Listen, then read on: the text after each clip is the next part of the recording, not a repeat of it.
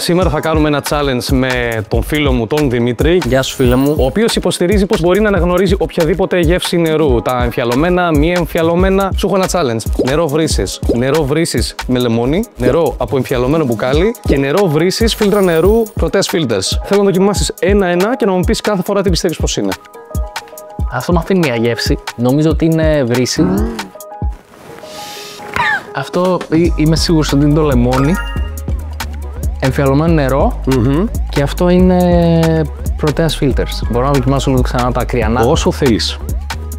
Αυτό ήταν το εμφιαλωμένο και αυτό βρύσης. Μου βγάζει μια μυρωδιά αυτό εν τέλει και αυτό μου βγάζει τη γεύση από το πλαστικό, από το μπουκάλι. Πολύ σωστά, και αυτό γιατί το εμφιαλωμένο νερό μπορεί να έχει κάποιες επιδράσεις από τη συσκευασία μέχρι και από τη μεταφορά. Ενώ με τα φίλτρα νερού Proteas Filters έχεις πάντα καθαρό και βελτιωμένο νερό. Καλά όλα αυτά. Να πιω όμως τώρα λίγο για κοράκια σας. Ελεύθερα. Άντε στην υγεία σου.